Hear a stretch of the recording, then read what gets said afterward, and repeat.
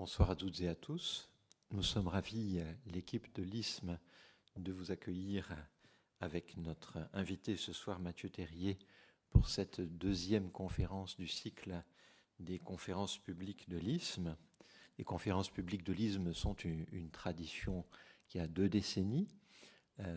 Nous, grâce à la directrice qui m'a précédé à la tête de l'ISM et à Anne Troadec qui est ici présente, nous parvenons depuis quelques années à publier, avec un petit décalage dans le temps, les conférences. Et le 3e volume est paru récemment, je vous l'indique, Minorité en islam, islam en minorité. Donc c'est dans la collection des conférences de l'ISM aux éditions Diacritique. Et la personne qui est responsable de l'organisation de ce cycle de conférences est un autre membre de l'équipe de l'ISM que je salue, Sophie Villardello, qui s'occupe de la coordination, de la préparation, de l'organisation de ce cycle. Notre invité ce soir est Mathieu Terrier, chargé de recherche au CNRS, rattaché au LEM, le laboratoire d'études sur les monothéismes. Mathieu Terrier a une formation de philosophe. Il a commencé par la philosophie et puis il est tombé de la philosophie en sagesse, qui est tout à fait proche, en sagesse chiite en particulier. Et il est chargé de cours à l'Université de Paris-Nanterre, en master de philosophie.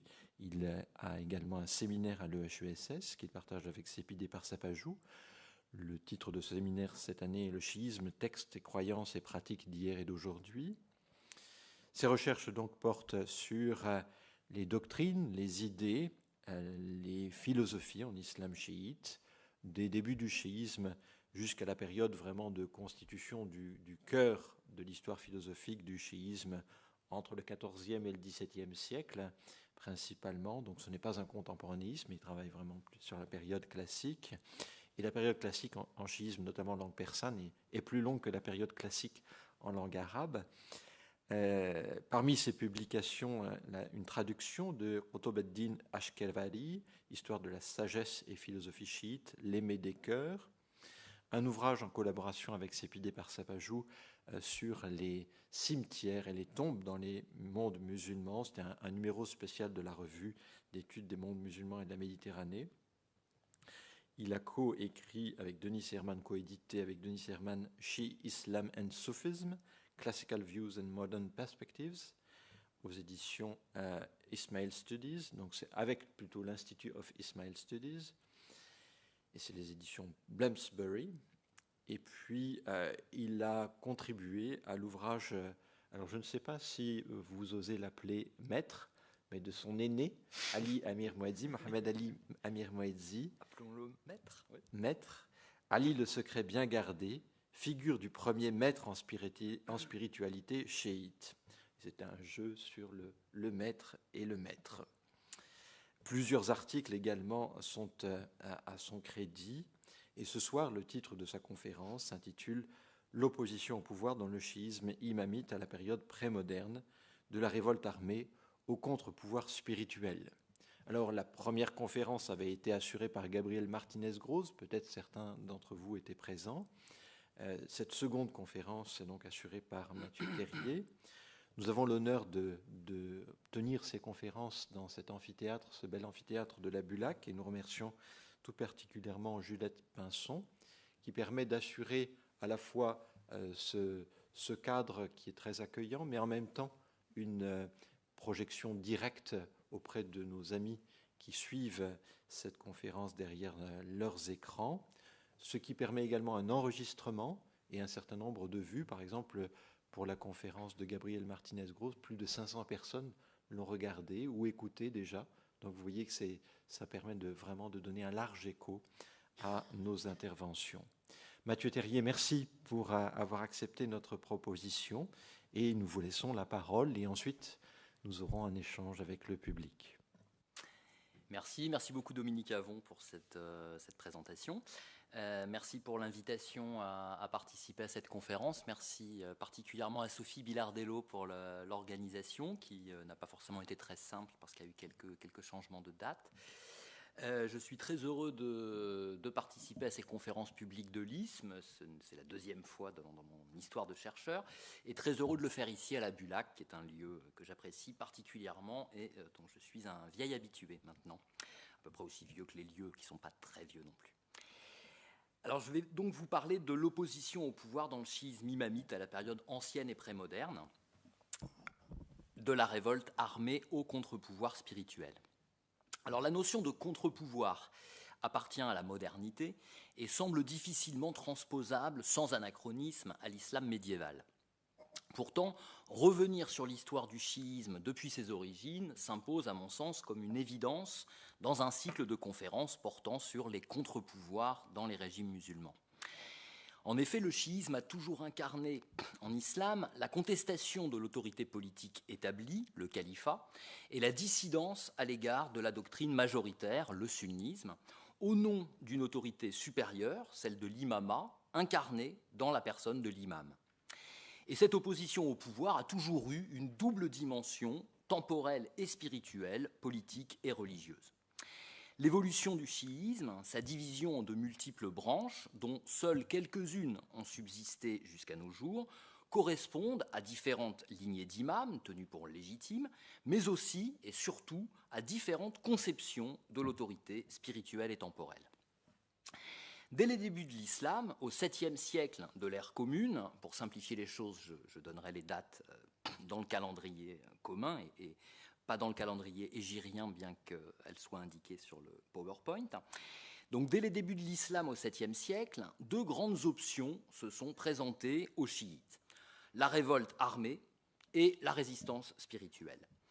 Si l'histoire complexe du chiisme est loin de suivre une ligne unidirectionnelle, comme mon sous-titre pourrait le donner à penser, on peut distinguer une première phase au cours de laquelle les mouvements activistes insurrectionnels ont mobilisé les croyants avec un certain succès, mais une issue toujours tragique, et une deuxième phase qui a vu l'emporter une attitude quiétiste et une doctrine apolitique, celle de la branche devenue majoritaire, le chiisme imamite ou duodécimain, c'est-à-dire aux 12 imams. À son tour, cette branche duodécimaine a suivi une évolution menant de l'apolitisme à une politisation progressive jusqu'à son instauration comme religion d'État en Iran au début du XVIe siècle. Mais cette étatisation subite d'une religion jusque-là ancrée dans la résistance au pouvoir a elle-même suscité une nouvelle forme d'opposition spirituelle. Ma communication tâchera donc de retracer à grands traits l'histoire complexe du chiisme, de ses différentes branches, et en particulier de l'imamisme duodécimain, de l'origine jusqu'à l'époque moderne, avec comme fil rouge le rapport d'opposition au pouvoir politique et à l'islam majoritaire. Alors parlons d'abord de la naissance du chiisme. L'origine du chiisme est inséparable des conflits internes de la première communauté musulmane. L'histoire de ces conflits est malaisée à connaître car les sources sont tardives, au moins un siècle après les événements, et toujours orientées, toujours déjà chiites ou déjà sunnites, alors même qu'à cette période, justement, les deux grands courants de l'islam n'avaient pas encore fixé leur doctrine et leur identité. Ainsi, les chroniques historiques du sunnisme majoritaire et du chiisme minoritaire ne font-elles pas le même récit de la succession du prophète et de l'époque des 4 premiers califes ? Et pour cause, les sources sunnites portent la voix des vainqueurs de ces conflits politiques, alors que les sources chiites constituent, si l'on peut dire, les archives de l'opposition. La mémoire sunnite a gardé le souvenir d'une succession consensuelle du prophète et d'une harmonie entre les 4 premiers califes, Abu Bakr, Omar, Othman et Ali, tous d'anciens compagnons de Mohammed, tous qualifiés par le titre de califes bien guidés, al-Khulafa al-Rashidoun. Pour le sunnisme, l'époque des premiers califes demeure un âge d'or, d'unité, de pureté, dont les principaux acteurs sont sacralisés, placés au-delà de toute critique. Les chiites, quant à eux, ont gardé un souvenir beaucoup plus sombre de la naissance de l'islam, d'où il ressort que l'unité ou le consensus entre les compagnons du prophète n'a jamais existé. Il est difficile, voire impossible, d'atteindre l'histoire réelle, factuelle, par-delà des mémoires collectives divergentes, Mais le croisement des sources permet tout de même de reconstituer quelques événements avec une certaine probabilité. Les chiites sont d'abord les partisans, en arabe shia, de Ali ibn Abi Talib, jeune cousin de Mohammed, adopté par celui-ci et son épouse Khadija. Il fut le premier mâle converti à l'islam, l'intime du prophète et l'un des plus vaillants combattants musulmans lors des guerres contre les Mécois. Mais encore, ayant reçu du prophète sa fille Fatima en mariage, Ali devint son gendre et, la chose essentielle, capitale, le père de sa seule descendance mâle par ses deux fils, Al-Hassan et Al-Hussein, nés du vivant du prophète, qui par ailleurs n'a pas eu de fils, ou les fils qu'il a eus sont morts en très bas âge. Alors pour les premiers chiites, 5 personnes forment le noyau de ce qu'on peut appeler, ce qu'on doit même appeler à mon avis, la sainte famille Ahl al-Bayt. Ces 5 personnes sont Mohammed, Ali, Fatima, Al-Hassan et Al-Hussein. Et c'est pour eux, d'après les chiites, qu'aurait été révélé le verset coranique dit de la purification, Tathir, verset 33 de la sourate 33, « Ô vous, les gens de la maison, Ahl al-Bayt, Dieu veut seulement éloigner de vous la souillure et vous purifier totalement. » Ce qui signifie que ces 5 personnes sont des êtres impeccables, purs de tout péché.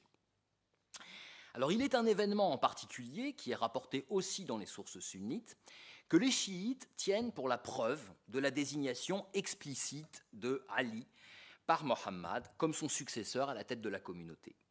C'est la déclaration dite de Ghadir Khoum, du nom du lieu où le prophète, au retour de son pèlerinage d'adieu à la Mecque, donc quelques mois avant sa mort, rassembla les musulmans et leur désigna Ali en disant « Celui dont je suis le maître, Maoula, que Ali soit son maître. Seigneur, aime celui qui aime Ali et soit hostile à celui qui lui est hostile. » Les sunnites interprètent dans un sens uniquement moral et sans implication religieuse ou politique cette déclaration qui, pour les chiites, est la preuve que Mohammed avait désigné explicitement Ali comme successeur.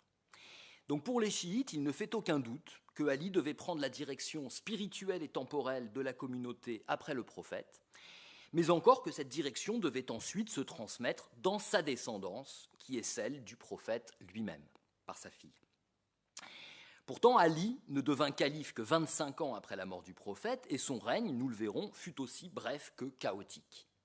Cependant, pour toutes les branches chiites, il demeure le seul successeur légitime du prophète, le seul homme digne de porter le titre de commandeur des croyants, Amir al-Mu'minin, que tous les autres califes également vont prendre, et bien sûr le premier imam, déjà du vivant du prophète. Alors, comme l'a écrit, j'avais écrit mon professeur, mais disons mon maître et ami Mohamed Ali Amir Mouezi, le chiisme est la religion de l'imam, comme le christianisme est celle du Christ, et Ali est l'imam par excellence. Le chiisme est la religion de la dévotion à l'égard de Ali et de sa descendance.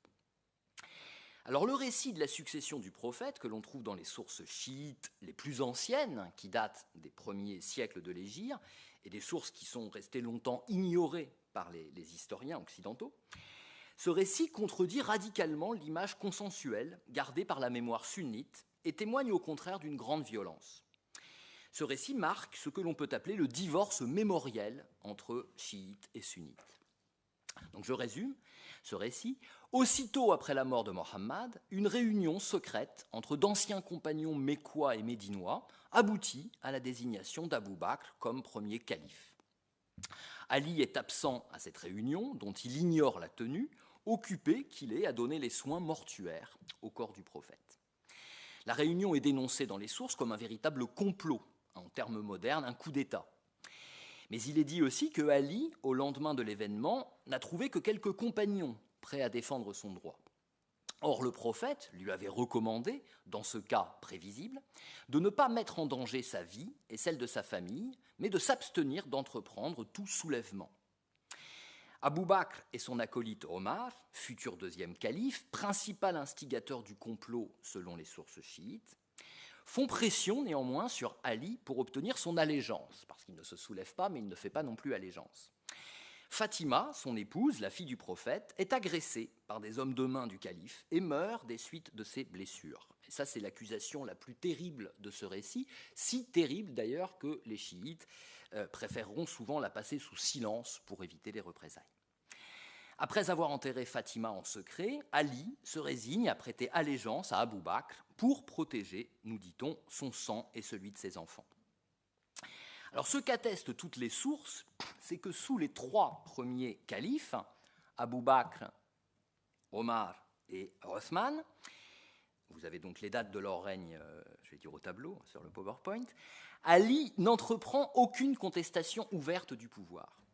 Mais en dépit de sa carrière de combattant, aux côtés du prophète, il ne participe pas non plus aux guerres de conquête, les futuhat, qui vont faire de l'islam un empire, pas plus qu'aux principales décisions politiques du califat. Cette attitude de retrait qui lui est prêtée pendant cette période est désignée du nom de qu'ud en arabe, littéralement le fait de rester assis, c'est-à-dire le quiétisme, et qui est un antonyme du terme djihad, le combat sacré. Mais du point de vue chiite, cette attitude de retrait semble déjà signifier une forme d'opposition passive à ces califes dont l'imam ne reconnaissait que formellement la légitimité. Après le meurtre de Othman, Ali est plébiscité, sans doute pas par tous les musulmans, pour devenir calife, et installe sa capitale à Koufa, en Irak actuel. Son bref règne de 5 ans est une suite de guerres civiles contre les chefs de l'aristocratie mécoise attachés à leurs privilèges. Aïcha, ancienne épouse du prophète, et d'autres anciens compagnons se coalisent contre lui et sont défaits à la bataille dite du Chameau en 36 de l'Hégire, 656. Puis c'est Muawiyah, le gouverneur de Syrie, Bilad al-Sham, qui refuse de lui prêter allégeance et se proclame calife. Les 2 armées de Ali et de Muawiyah, donc l'armée de Koufa et l'armée de Syrie, s'affrontent à la bataille de Siffin en 657. Ali accepte, dans des conditions troubles, un arbitrage qui se solde par un double califat et signe son échec politique. Un groupe de ses partisans lui reproche de ne pas avoir confié à Dieu seul l'issue de la bataille. Ce sont les Kharijites, les Khawarij en arabe, littéralement ceux qui sortent, qui font sécession. Ils dénoncent l'impiété de Ali comme de Muawiyah et entreprennent de les tuer tous deux.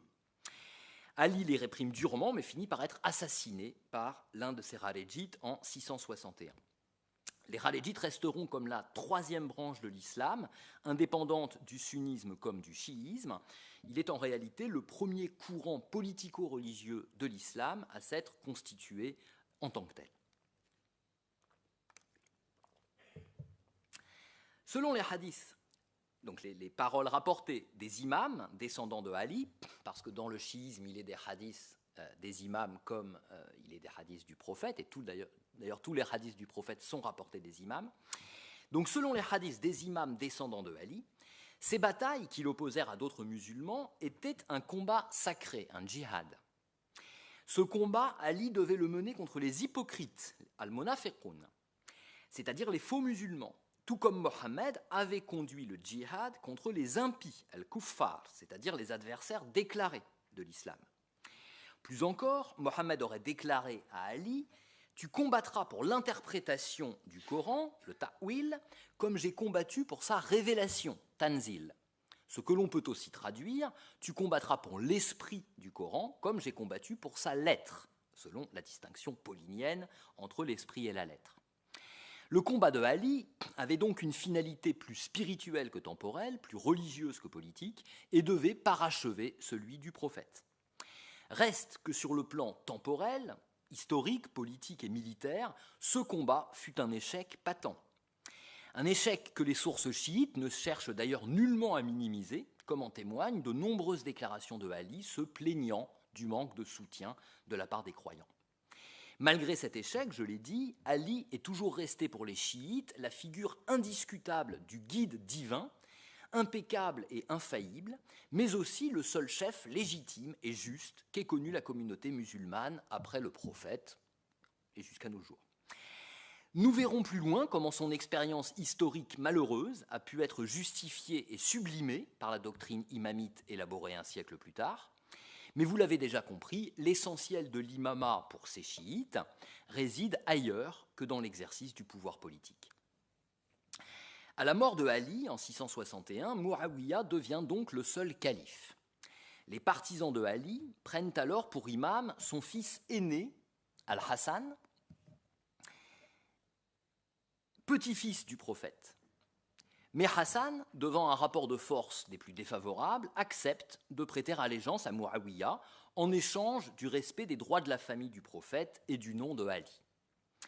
Après la mort de Hassan, son frère Al-Hussein, deuxième fils de Ali, second petit-fils du prophète, troisième imam des chiites, conserve d'abord la même attitude envers Muawiyah, mais quand le fils de celui-ci, Yazid, est désigné comme prince héritier en 680, il s'y oppose et se retire à la Mecque.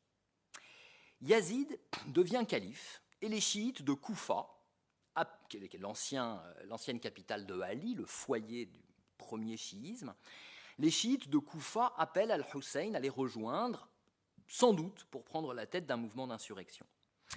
Hussein se met donc en route avec sa famille et de maigres troupes de partisans sans prendre la peine de constituer une véritable armée. On parle de 70 hommes et quelques autour de lui. Entre-temps, l'agitation de Koufa a alerté le gouverneur omeyyade, l'émissaire de Hussein a été tué et ses partisans ont commencé à se démobiliser. Mis en garde contre le danger qui l'attend, Hussein refuse de faire marche arrière. Sa caravane se voit bientôt bloquée et encerclée par une armée massive sur la plaine de Karbala, sans accès à l'eau. Après des jours de négociations, le 10 Muharram 61, 10 octobre 680, la bataille a lieu, si l'on peut appeler ainsi un affrontement de forces aussi inégal, puisqu'on aura eu à peu près 70 hommes contre quelques milliers. En quelques heures, Hussein, ses partisans et ses familiers mâles sont massacrés. Parmi les seuls rescapés, tout de même, son fils Ali, dit Zayn al-Abidin, malade au moment de la bataille, se retire à Médine pour mener une vie d'ascétisme et de piété. Nous le retrouverons un peu plus tard. Alors je reviendrai aussi sur la signification politique et ou spirituelle donnée plus tard au parcours tragique de l'imam Hussein. Mais disons déjà qu'il est certain qu'avec sa mort, la formation historique du chiisme entre dans une seconde phase. Si le régime omeyyade, en tuant le chef de la contestation Alide, les partisans de Ali, pensait éteindre définitivement le mouvement, il se trompait cruellement. Et si Hussein, en marchant vers une mort certaine, avait pour but non d'être à l'origine d'une religion séparée de l'islam majoritaire, mais plutôt de réveiller les consciences des musulmans, comme le pensent de nombreux historiens musulmans, je dirais œcuméniques, il ne l'a pas manqué, ce but. Le massacre de la quasi-totalité des descendants du prophète par l'armée officielle des musulmans, quand même, allait provoquer une onde de choc dans l'Empire, susciter de nombreuses contestations, mais aussi de nombreuses réflexions sur les notions de pouvoir juste et de chef légitime. Le chiisme, loin de disparaître, allait se construire sur la mémoire de la mort de Hussein, comme de la vie de Ali, Hassan, pour sa part, restant toujours un peu dans l'ombre de son père et de son frère cadet. Mais le chiisme va aussi se diviser rapidement en de nombreuses sectes, firaq, conduites par autant de lignées d'imams descendants de Ali, selon deux grandes tendances. Certains de ces groupes optent pour l'activisme politique et l'insurrection armée, s'efforcent de manière plus ou moins réaliste d'accéder au pouvoir. D'autres, d'abord moins nombreux, choisissent le quiétisme politique ou la résistance spirituelle passive. C'est dire que la division du chiisme ne se fonde pas essentiellement sur des choix dynastiques divergents, comme la chose est souvent présentée, mais surtout sur une différence fondamentale dans la conception de l'imama et l'attitude d'opposition au pouvoir califal qu'aucun chiite, de toute façon, ne reconnaît comme légitime. Alors voyons donc les divisions du chiisme après la mort de Hussein. Et je commencerai par les mouvements activistes qui sont indiscutablement les plus populaires et marquants de cette nouvelle phase de l'histoire. Le premier de ces mouvements est celui des repentants, les Tawwaboun de Koufa, qui sont des chiites hantés par le sentiment de culpabilité pour n'être pas venus au secours de l'imam Hussein à Karbala, puisque la population de Koufa avait appelé Hussein à les rejoindre pour mener l'insurrection, mais finalement l'a laissé se faire massacrer à Karbala. Ces Tawwaboun, regroupés autour d'anciens compagnons de Ali, jurent de venger l'imam Hussein et de rétablir les droits de la sainte famille du prophète, ou bien, et c'est l'issue la plus probable, de mourir en martyrs pour leur repentance. Leur motivation est donc surtout religieuse et morale. Leurs chefs ne prétendent pas au pouvoir politique, mais leur opposition à celui-ci est totale. En 684, après s'être rassemblés à Kerbala et recueillis sur la tombe de l'imam, inaugurant d'ailleurs une pratique qui va se poursuivre et qui va s'amplifier jusqu'à nos jours, le pèlerinage sur la tombe de Hussein, ils marchent vers les Omeyyades et se font inéluctablement massacrés.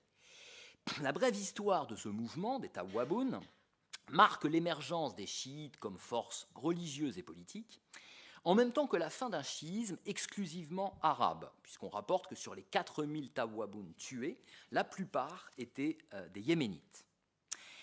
Et en effet, sous les Omeyyades, les convertis non arabes, appelés Mawali, souffrent de nombreuses injustices, et leur aspiration à l'égalité promise par le prophète se tourne vers les descendants de celui-ci. C'est ainsi qu'en Mésopotamie et en Perse, le chiisme attire des Araméens, auparavant chrétiens, et des Perses venus du zoroastrisme. Le premier groupe chiite à mobiliser ces Mawali pour monter une insurrection est connu sous le nom de Kaysaniya, les Kaysanides.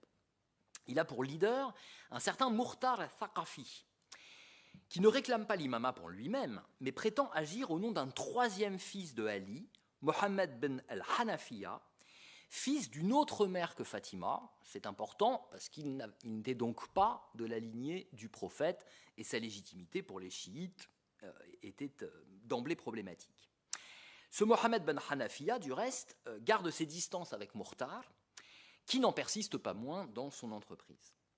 Après une intense et efficace propagande appelant à rétablir les Halides dans leurs droits, à venger l'imam Hussein et à appliquer le livre de Dieu et la tradition du prophète, Murtar déclenche une insurrection en 684, s'empare de Koufa et règne tant bien que mal sur son territoire pendant près de 2 ans. À l'issue d'une bataille victorieuse, il parvient même à faire tuer le gouverneur Ubayd Allah ben Ziyad, tenu pour le premier responsable du meurtre de Hussein.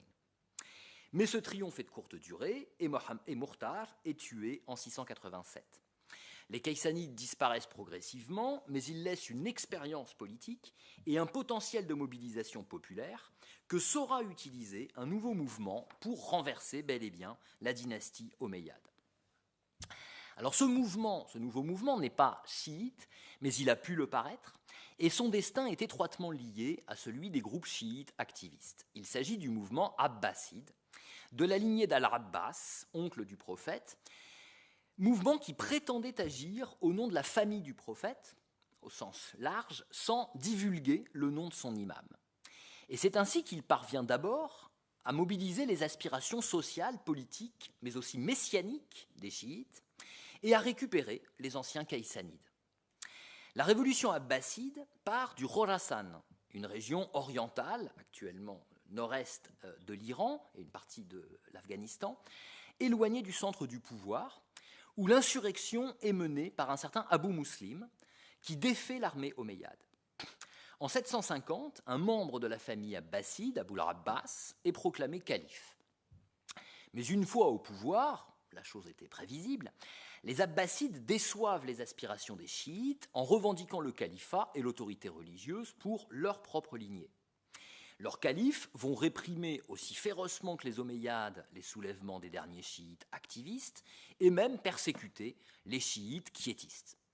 En conséquence de quoi, la mémoire chiite voue au calife abbasside la même détestation qu'à leurs prédécesseurs Omeyyades. La dernière branche chiite activiste à apparaître à l'époque, la seule aussi à avoir subsisté jusqu'à nos jours, est celle des Zaydites. Ce sont d'abord les partisans de Zayd ibn Ali. Je regarde si il est ici. Non. Si. Voilà, il est en bas. Ce sont d'abord les partisans de Zayd ibn Ali, le fils du fils d'Al-Hussein, rescapé de Karbala, donc le fils de Ali Zayn al-Abidin, qui est aussi le demi-frère cadet du 5e imam de la branche imamite, ça commence à se compliquer, le 5e imam de la branche imamite, Mohammed al-Baqir, dont il sera bientôt question.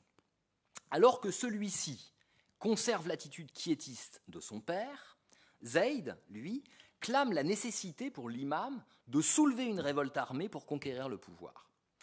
Son fils, il prend la tête d'une insurrection à Koufa où il est tué par l'armée omeyyade. Son fils Yahya prend la relève au Khorasan où il est écrasé à son tour 3 ans plus tard.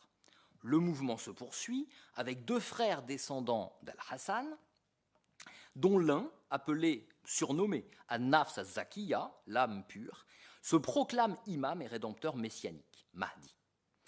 En 762, sous le règne du 2e calife abbasside, Al-Mansour, il déclenche simultanément un soulèvement à Médine, en Arabie, et à Basra, en Irak. La révolte est violemment réprimée et les 2 frères sont tués. Malgré ces échecs à répétition, le zaydisme parvient à s'implanter dans 2 régions excentrées de l'Empire, au Yémen et près de la mer Caspienne, au nord de l'Iran, où il va former des dynasties héréditaires, celle du Yémen étant encore aujourd'hui active. Les zaïdites sont prêts à reconnaître comme imam tout descendant de Ali capable de mener un soulèvement pour conquérir et exercer le califat. C'est pourquoi ils ne s'en tiennent pas à une seule lignée dynastique, mais peuvent reconnaître plusieurs imams en plusieurs lieux du territoire.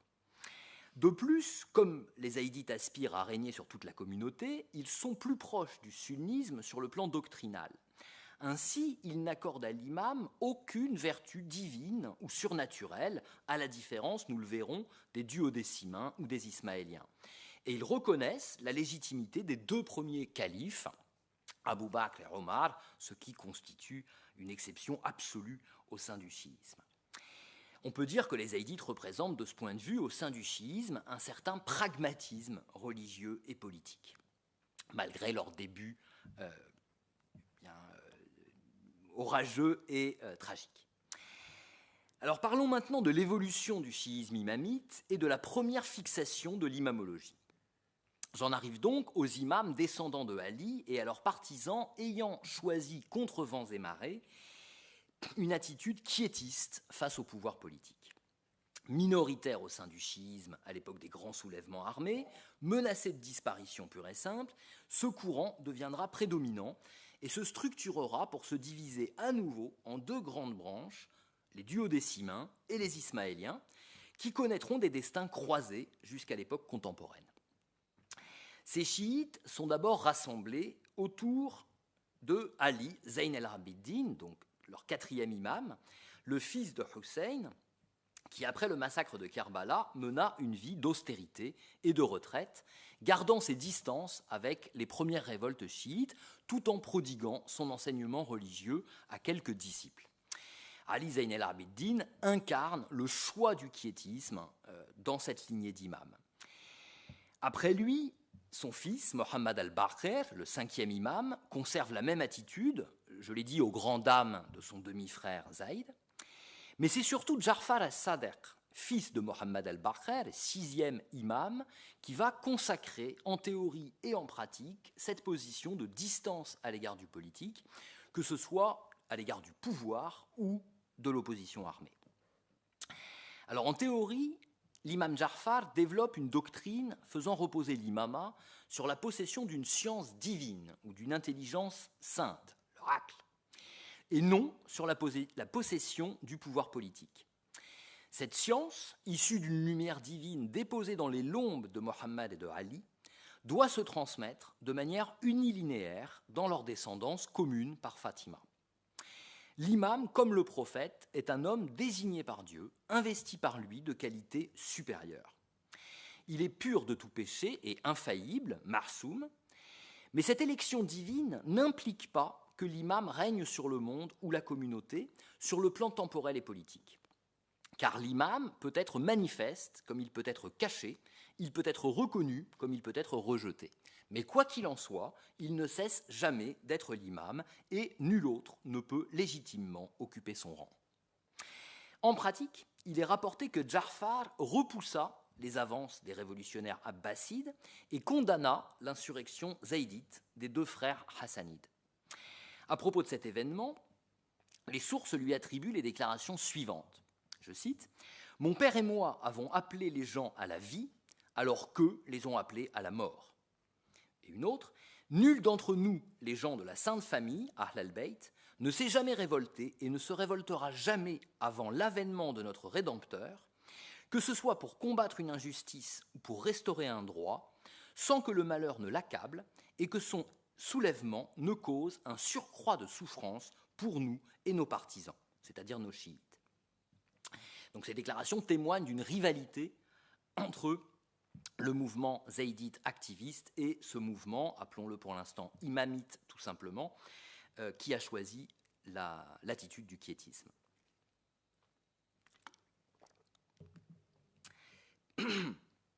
Dans l'ouvrage le plus canonique de hadith imamite, le Kitab al-Kafi d'Al-Kulayni, on trouve un chapitre consacré à la recherche du pouvoir, Talab al-Riyasa, qui rapporte des 5e et 6e imams les paroles suivantes, qui sont vraiment tout à fait explicites. « Qui recherche le pouvoir est damné. Gardez-vous de ces chefs qui se prennent pour des chefs. Par Dieu, tout homme derrière lequel bruissent les pas de ses partisans est damné et conduit à la damnation. Maudit soit celui qui se prend pour un chef. Maudit soit celui qui se préoccupe du pouvoir. Maudit soit celui qui en parle à lui-même. Garde-toi du pouvoir et garde-toi de suivre les hommes. » Et cette dernière parole, apparemment adressée à un disciple tenté par l'activisme, ne cherche pas le pouvoir, ne sois pas un loup qui mange les hommes en notre nom, ou Dieu te rendra misérable. Ne dis pas à notre propos ce que nous n'avons pas dit à propos de nous-mêmes, c'est-à-dire, peut-on comprendre, que nous revendiquons le pouvoir politique. On voit donc que la critique de toute forme d'activité politique, qu'elle soit de pouvoir ou d'opposition, va de pair avec une séparation radicale de l'autorité spirituelle et de l'autorité temporelle, soit de l'imama et du califat, qui étaient indissociables pour les autres leaders chiites. Avec cette conception, on comprend mieux que l'échec du califat de Ali, et, il faut bien le dire, sa faiblesse politique manifeste, n'est jamais remise en cause, pour les chiites, son imama ou son autorité de droit divin. Comme l'exprime un philosophe du XIVe siècle, Haydar Amoli, l'impeccabilité de l'imam, comme celle du prophète, n'est pas contradictoire avec son impuissance. Donc on peut être à la fois impeccable, parfait et impuissant. L'imam Ali, comme le prophète Mohammed d'ailleurs, avant lui, fut par moments impuissant à faire valoir le droit divin, mais cela n'enlève rien à sa valeur ni à celle de sa mission. L'essentiel de celle-ci consistait à conduire les hommes à leur perfection, et à cette fin, le combat politique peut être un moyen, mais aussi, selon les circonstances, un écueil. De même, cette conception amène à reconsidérer le parcours tragique de l'imam Hussein, sur lequel je reviens maintenant.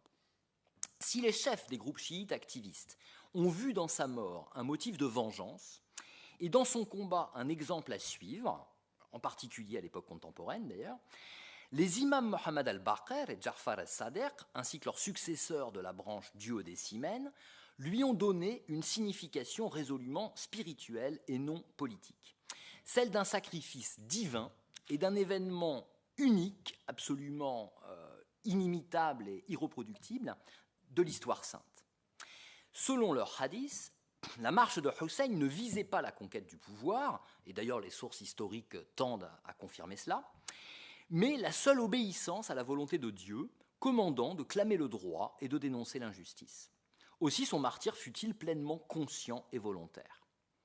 Selon de nombreux hadiths, dès avant la naissance de Hussein, le prophète, Ali et Fatima, sa mère, avaient été avertis par l'ange Gabriel que Hussein serait tué par les musulmans.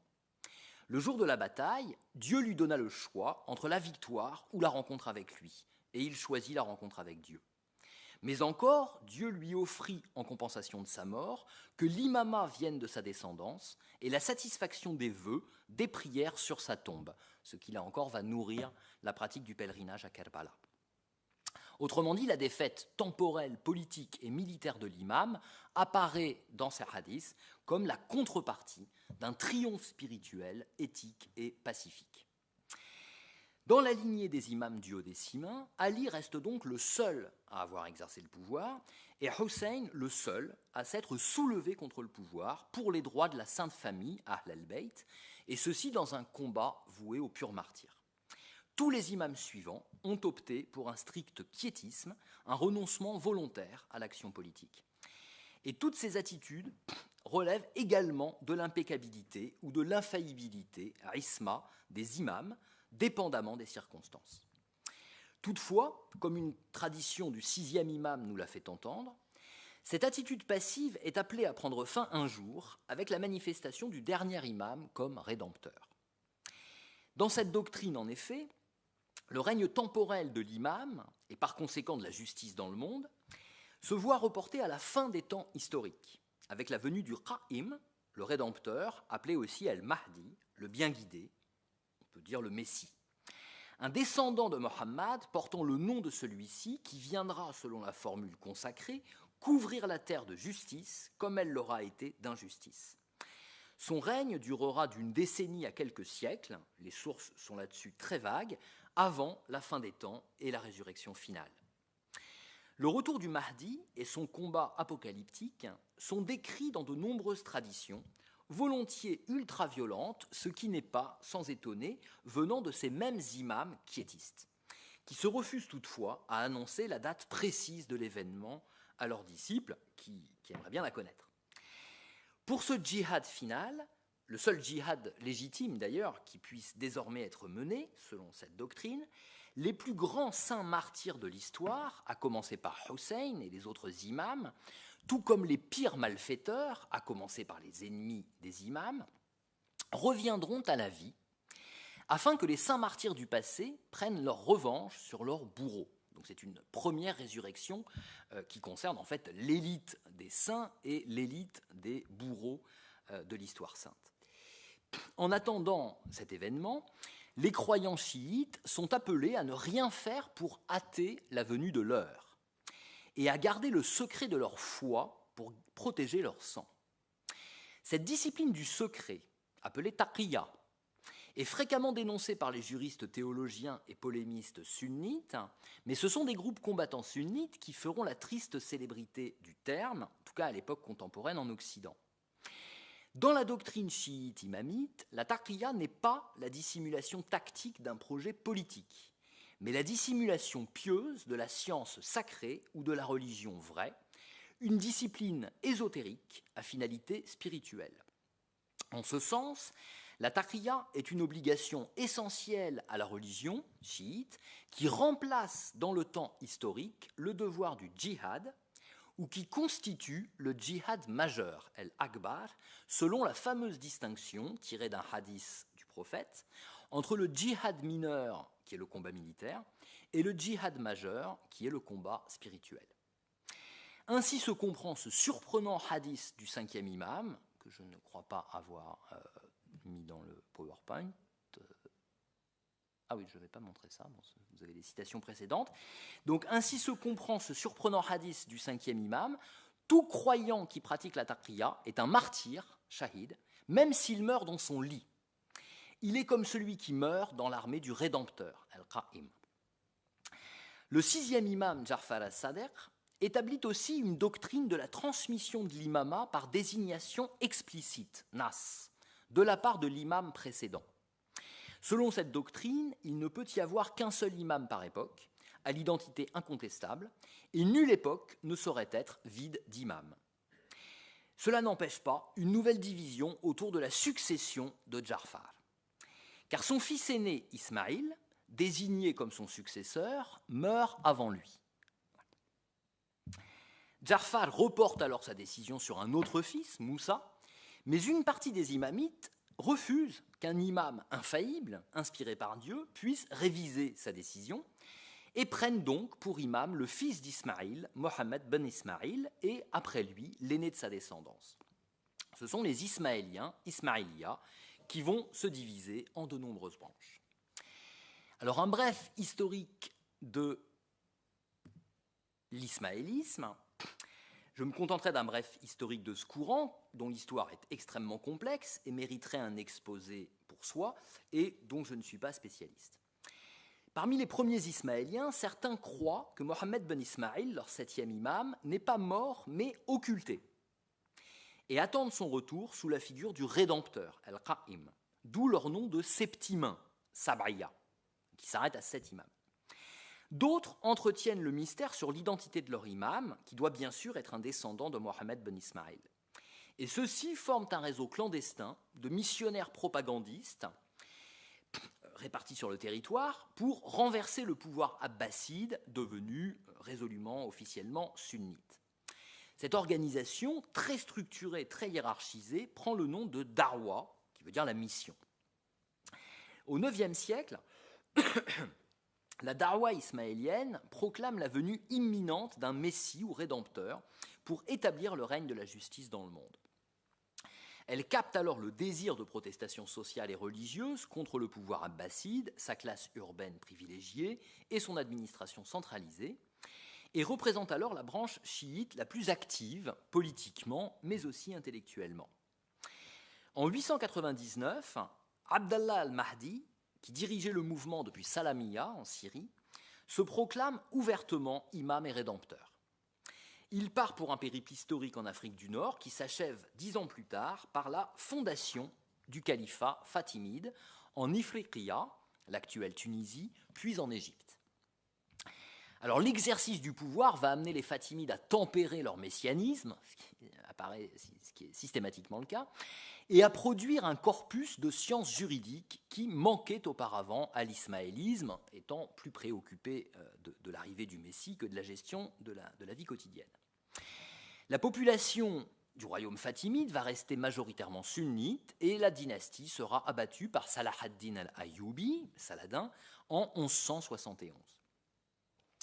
Entre-temps, un groupe ismaélien dissident, celui des Karmates, a mené des raids contre les Abbassides et s'est même emparé de la pierre noire de la Mecque en 930, action spectaculaire menée sans doute en vue du retour imminent du Mahdi. Après avoir restitué la pierre sacrée et calmé leurs ardeurs messianiques, les Karmates parviennent quand même à conserver un État au Bahreïn jusqu'au milieu du XIe siècle.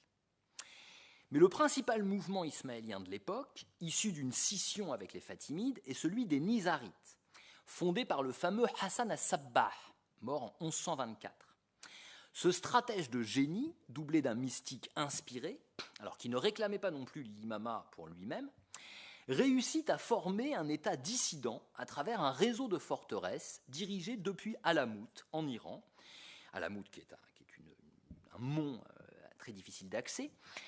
Et depuis cette forteresse et ce chapelet de forteresses dépendantes, eh bien, l'État nizarite fera la guerre simultanément au califat abbasside sunnite de Bagdad et au califat fatimide ismaélien du Caire, ceci pendant plus d'un siècle. La légende noire des assassins ou des hashichins d'Alamut sera colportée en Europe par Marco Polo et aura la peau dure jusqu'à la période contemporaine où des adeptes du raccourci historique en feront les ancêtres d'Al-Qaïda ou de Daesh, passant outre l'absence totale de filiation idéologique. La puissance politique d'Alamut est détruite par la conquête mongole en 1256. Ces survivants passent au chiisme imamite ou bien se cachent sous le manteau du soufisme iranien.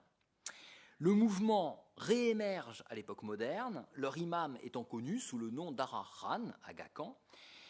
L'activité du mouvement, résolument quiétiste désormais, est tournée vers la prospérité et l'éducation au sein de la communauté et vers la promotion de l'héritage culturel de l'ismaélisme à l'extérieur afin de remédier à une sinistre réputation de terroristes en Occident et d'hérétiques dans le monde musulman sunnite principalement. Alors revenons maintenant à la lignée des imams qui s'arrêtera à 12 et qui deviendra donc celle des duodécimains Ithna Ashariya. Après Ja'far as-Sadiq, ils suivent son fils Moussa al-Kazem comme 7e imam, puis le fils de celui-ci, Ali al-Rida, comme 8e imam. Tout en conservant l'attitude quiétiste de leurs aïeux, ces imams suscitent l'inquiétude des califes abbassides de par leur légitimité, leur popularité et leur doctrine plaçant l'imama au-dessus du califat, doctrine qui, bien que quiétiste, n'en est pas moins subversive. L'imam Moussa est emprisonné à 2 reprises. L'imam Reda subit, lui, un sort plus étrange et tout aussi tragique. Le calife al-Ma'moun, à la surprise générale, le déclare comme son héritier au trône, ce qui est sans doute une manœuvre pour neutraliser les chiites. et il l'oblige à se rendre au Khorasan, loin de ses partisans.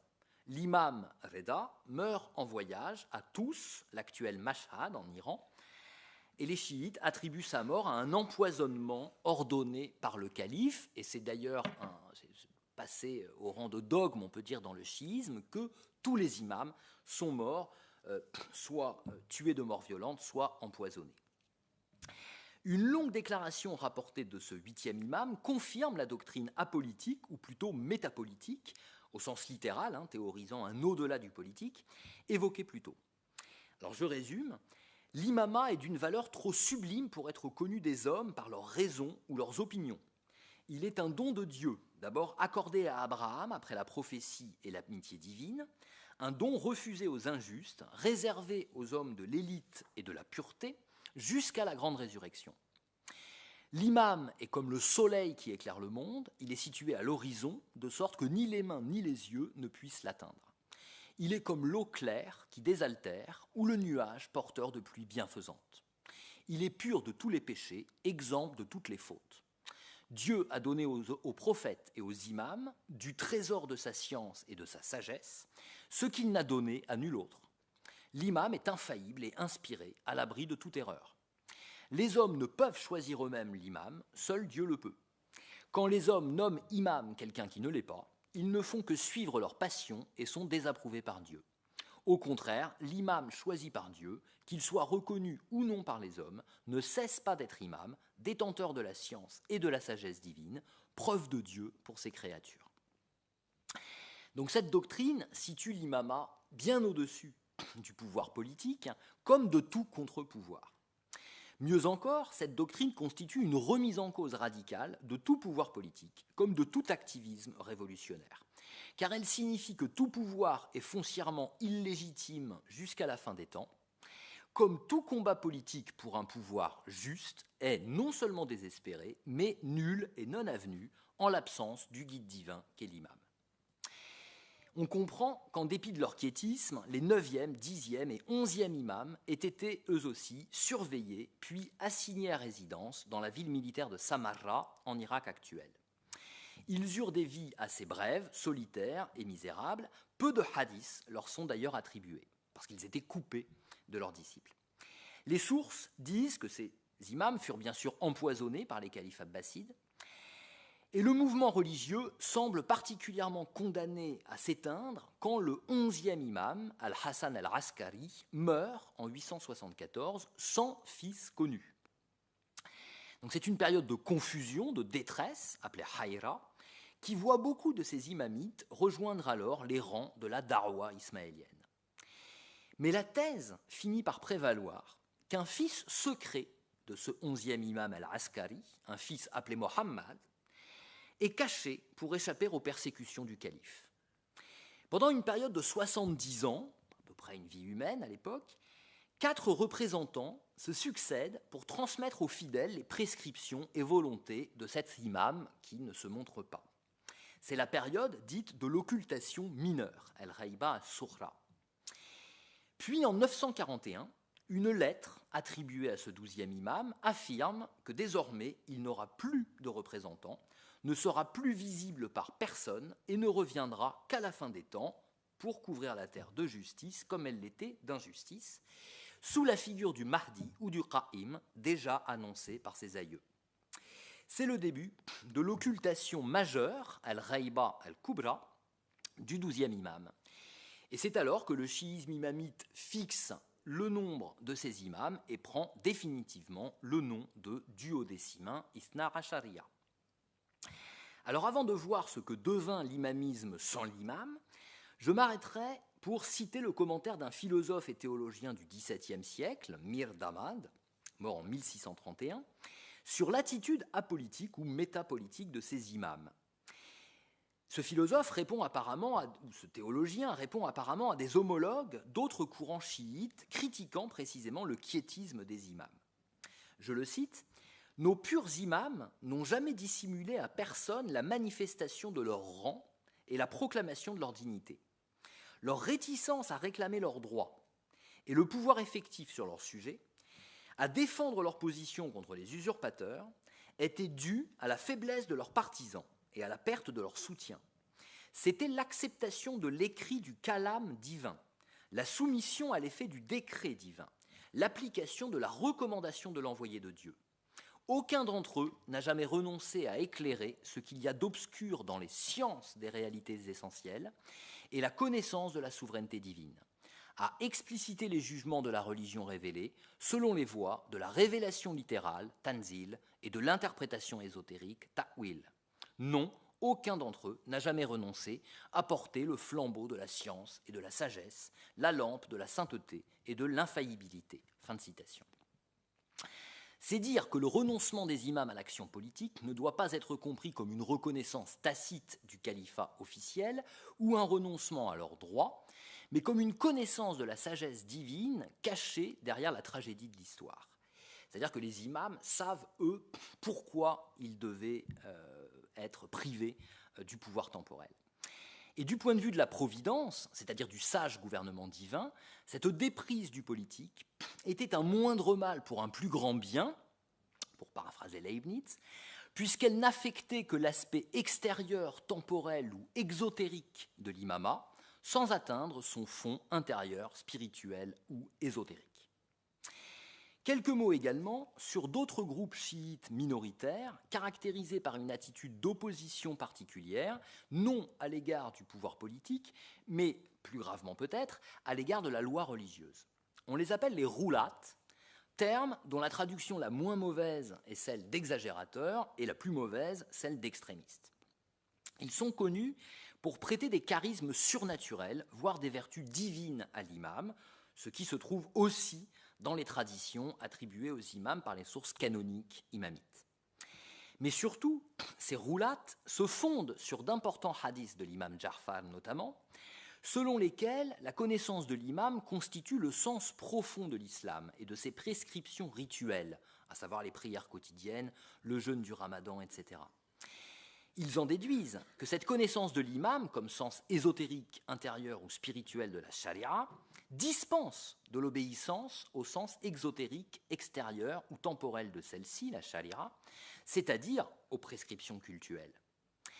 Cette doctrine a été appliquée un temps par le chef des Ismaéliens d'Alamout, Hassan II, l'imam Hassan II, qui, en 1164, a proclamé la grande résurrection, c'est-à-dire la manifestation complète de la vérité dans sa propre personne et par conséquent l'abolition de la charia. Mais cette révolution antinomiste est de courte durée et son successeur ne manque pas de rétablir l'autorité de la loi après lui. Donc les Ismaéliens rentrent dans le rang. Quant aux imams de la branche duodécimène, ils n'ont de cesse, dans les hadiths qui leur sont attribués, de condamner toute forme de licence, ibahia, et d'exiger le respect de la charia à côté de la connaissance de l'imama. Reste que l'antinomisme des roulates sera toujours considéré, à tort ou à raison, comme un germe de corruption à l'intérieur du chiisme, comme si l'ésotérisme constituait toujours une menace pour l'exotérisme et par conséquent pour l'ordre établi. Alors c'est la conquête mongole, en détruisant coup sur coup l'État ismaélien d'Alamout et l'Empire abbasside de Bagdad, celui-ci en 1258, c'est la conquête mongole donc qui permet la réémergence du chiite imamite ou duodécimain. Mais il faut d'abord expliquer comment celui-ci a pu survivre à la disparition de son imam, dont le retour n'a toujours pas eu lieu. L'occultation de l'imam, guide spirituel et temporel de la communauté, mettait bien sûr en péril l'existence même de celle-ci. Car selon la doctrine originelle, toute autorité en matière juridique comme en matière théologique revient exclusivement à l'imam infaillible. En son absence, l'exercice du droit religieux est a priori impossible, en particulier pour 4 préceptes, al-ahkam al-arba'a, touchant des pratiques collectives qui nécessitent la présence de l'imam. D'abord le djihad, ou le combat sacré, qui ne peut être mené que sous sa direction, puis l'impôt du 5e, le khums, dont la moitié revient aux gens de la Sainte Famille, puis la prière collective du vendredi, salat al-jumu'ah, qui ne peut s'effectuer que derrière l'imam, et enfin l'application des peines légales, les hudud, qu'il est le seul à pouvoir prononcer. Mais à partir du XIe siècle, des oulémas chiites, comme Sheikh el-Moufid et son disciple Sharif al-Murtada, fondent la légitimité de la jurisprudence en période d'occultation.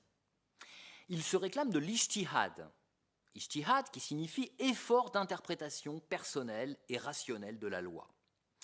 Le savant reconnu apte par ses pairs à pratiquer l'ijtihad est appelé mujtahid. L'ijtihad est expressément considéré comme faillible. Mais selon une tradition attribuée aux prophètes, bien connue aussi dans le sunnisme, le mujtahid qui tombe juste est récompensé 2 fois, tandis que celui qui se trompe obtient quand même une simple récompense pour prix de son effort. Les croyants ordinaires, non savants, doivent pour leur part se conformer aux avis du mujtahid, adopter ce que l'on appelle le taqlid, l'imitation, le conformisme ou le suivisme. En outre, le mujtahid n'a d'autorité que de son vivant. Un mujtahid mort n'a plus d'autorité. Il faut donc que se renouvelle sans cesse la classe des mujtahids. Avec cette nouvelle doctrine, les juristes théologiens, les fuqaha, vont peu à peu s'approprier toutes les prérogatives juridiques de l'imam. Pour employer des concepts de Max Weber, dans ce processus de routinisation d'une religion messianique, le charisme personnel des imams se voit remplacé par le charisme de fonction des mujtahids. Et l'imamisme, à l'origine une religion ésotérique, fondée sur une science sacrée d'ordre métaphysique, prend un aspect de plus en plus exotérique, basé sur la science du droit religieux, le fiqh. Dès l'arrivée des Mongols en Iran au milieu du XIIIe siècle, des savants imamites négocient et collaborent avec les envahisseurs, autant pour faciliter la destruction des Abbassides, qui tenaient à cœur aux chiites, que pour épargner les populations chiites. Parmi ces savants, le philosophe Nasir ad-Din Tusi, d'ailleurs un transfuge des Ismaéliens d'Alamout, et le théologien Al-Alama al-Hilli font beaucoup pour islamiser les Ilkhan, qui sont les souverains mongols de l'Iran, et parviennent même à convertir l'un d'eux brièvement au chiisme.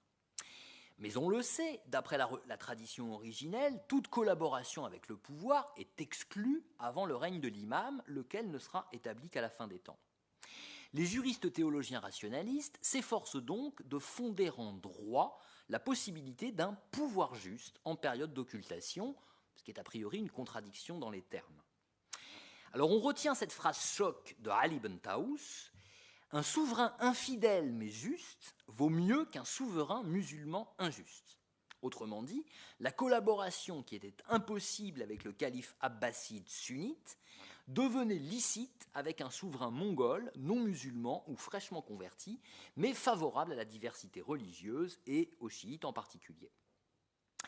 Les souverains mongols d'Iran maintiennent le sunnisme comme doctrine officielle, mais se montrent particulièrement ouverts et tolérants en matière religieuse.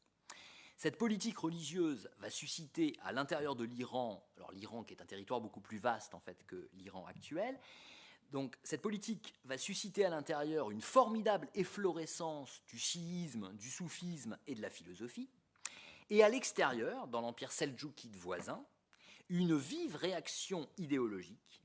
L'empire seldjoukide était sunnite, une vive réaction idéologique, notamment chez un théologien prédicateur appelé Ibn Taymiyyah, mort en 1328, dont les fatwas contre les chiites vont faire autorité des siècles plus tard chez les wahhabites et autres néo-hanbalites radicaux.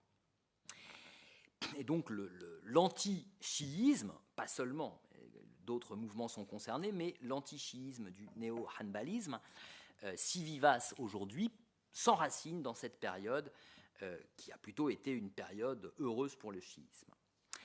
Au XVe siècle, le vaste territoire de l'Iran, donc qui comprend alors l'Asie centrale et l'Irak, en plus de l'Iran actuel, gouverné par les empires sunnites des Timourides et des Turkmènes, est secoué par plusieurs soulèvements de groupes chiites et soufis millénaristes. Je sais pas comment on semble être revenu en arrière.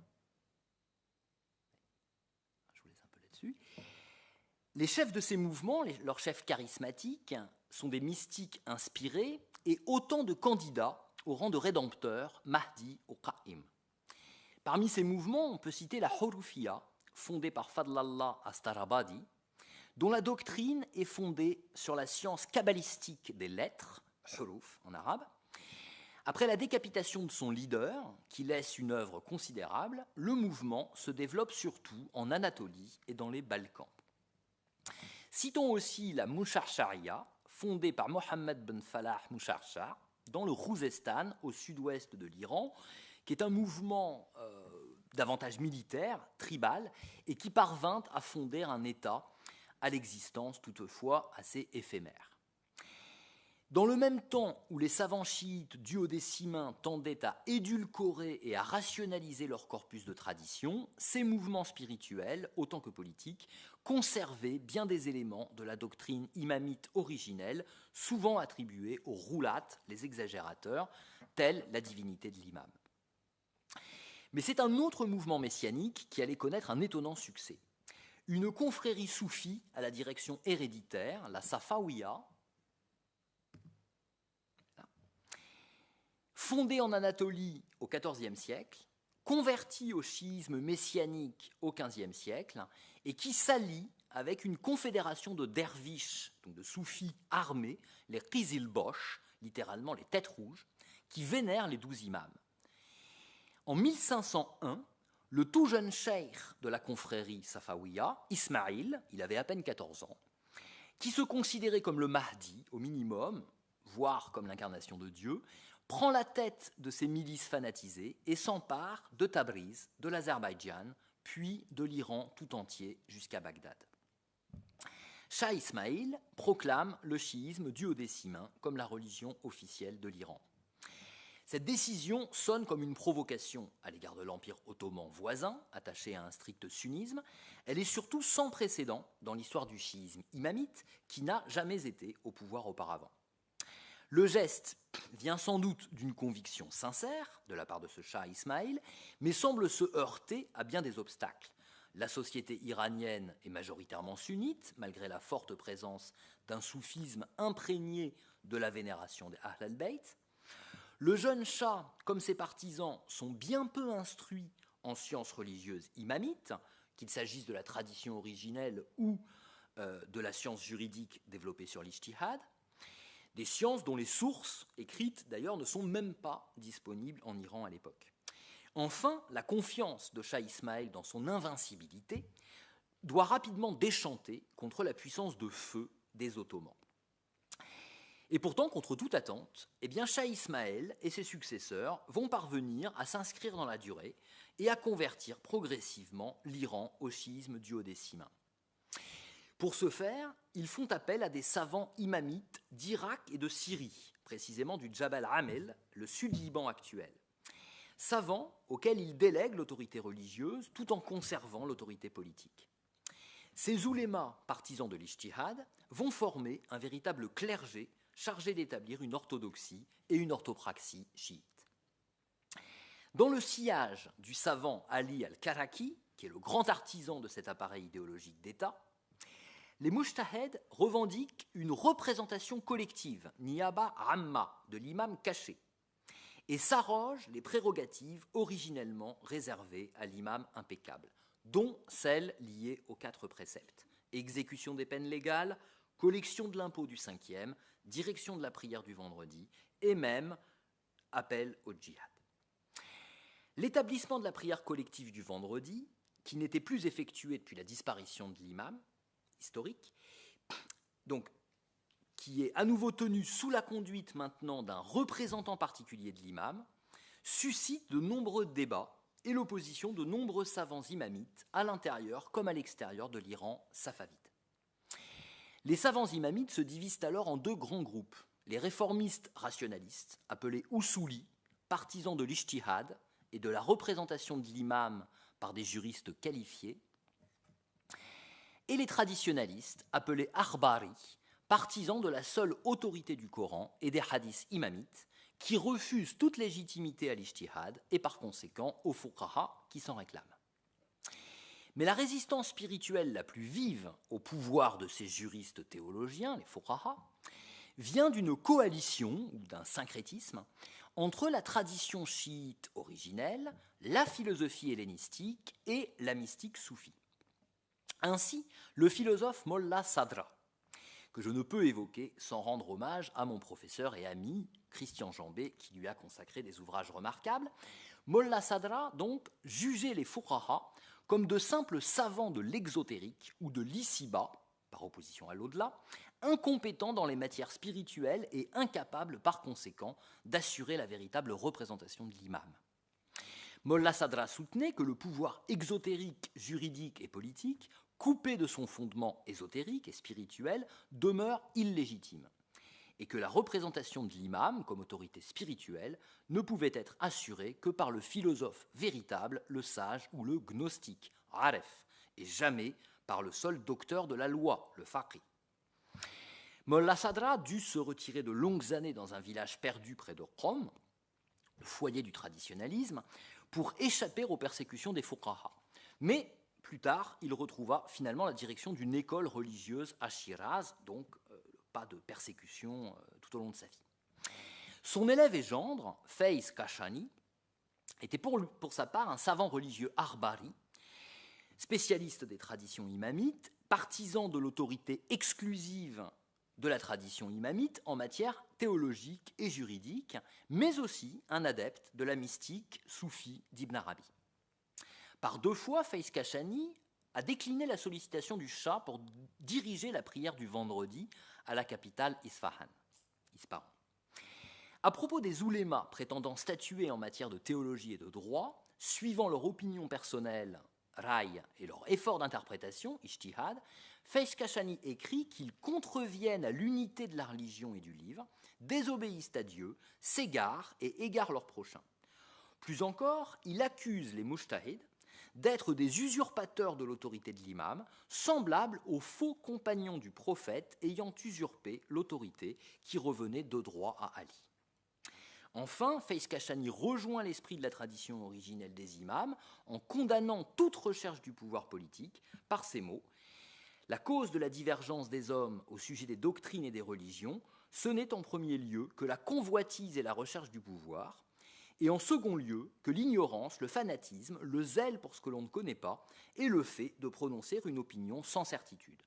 Le premier à avoir fait tout cela fut Iblis, c'est-à-dire Satan, face à Adam, quand il refusa de se prosterner devant lui. Pourtant, ces philosophes ou gnostiques chiites n'ont jamais appelé à renverser le pouvoir des juristes ou des chahs. Ce ne sont pas des antinomistes qui considéreraient l'obéissance aux préceptes extérieurs, exotériques, comme dispensables à qui connaît leur sens intérieur ou leur vérité ésotérique. Mais ils soutiennent que le pouvoir et l'obéissance à la loi sans la connaissance spirituelle héritée des imams sont dénués de toute valeur éthique et par conséquent salvatrice.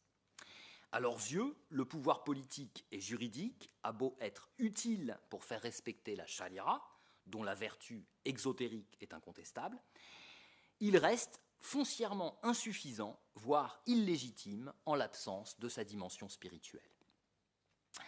Alors certes, et ça sera ma conclusion, cette résistance de l'intérieur à l'évolution du chiisme imamite dans le sens d'une religion exotérique, juridique et politique, cette résistance de l'intérieur donc n'a pas empêché le clergé d'accroître son pouvoir après la chute des Safavides et jusqu'à la révolution islamique de 1979 en Iran.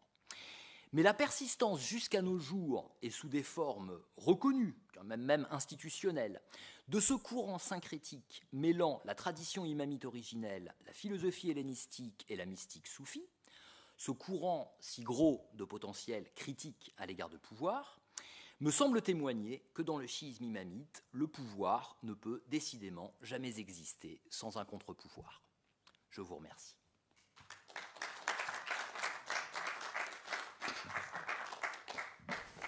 Merci beaucoup Mathieu Terrier pour ce parcours des origines du chiisme au quasiment XXe siècle pour la conclusion, à travers justement cette position de marge, aussi bien en contestation ouverte qu'en résistance intérieure, qui est une manière vraiment de retracer ou une autre perspective pour comprendre ce qu'a été le chiisme dans ses diverses composantes.